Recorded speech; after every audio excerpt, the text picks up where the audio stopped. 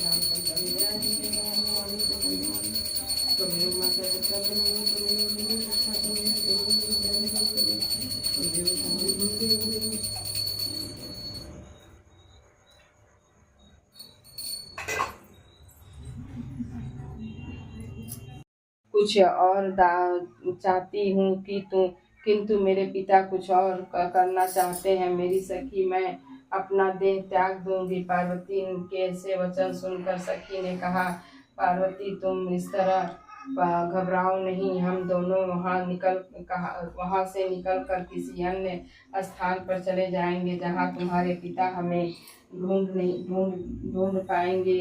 इस प्रकार वह सखी पार्वती को दूसरे वन में ले गई। इधर पिता हिमालय राज ने अपनी पुत्री को घर घर देख कर इधर उधर ढूंढा, वह नहीं मिली तो वह मन में विचार करने लगा कि मेरी पुत्री देव दानव किन्नरों ने कौन ले गया है। मैंने नारद जी के आगे विष्णु जी को अपनी पुत्री देने का प्रतिज्ञा की थी। मैं कहा, वासुदेव यदि स्वयं ही जब कन्या के लिए प्रार्थना कर रहे हैं और आपके यहाँ आने का प्रयोजन भी यही है, तो मैं आप अपनी कन्या उन्हें ही दूंगा। यह सुनकर नारद जी का वहाँ से अंतर्धान होकर शंख चक्र गदाधारी श्री विष्णु जी के पास पहुँचे। नारद जी ने श्री विष्णु जी से कहा, हे देव, आपका विवाह निश्चित हो गया है। इतना कहकर देवर्षि नारद जी ने वहाँ से चले गए। इधर हिमालय राज ने अपनी पुत्री गौरी को से प्रसन्न होकर कहा, हे पुत्री, तुम्हें गरुड़ध्वज वासुदेव जी को देने का विचार कर लिया है।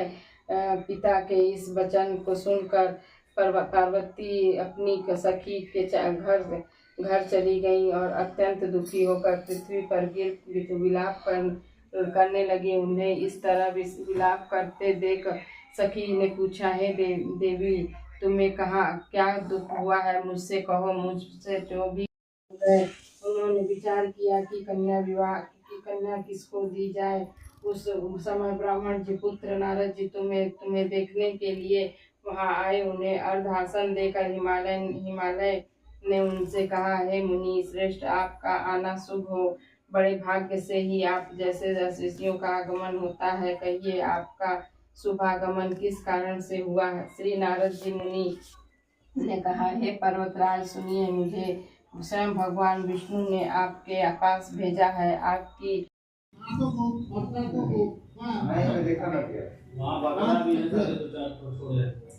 के अलावा में बिरे हालात का पंजाब नहीं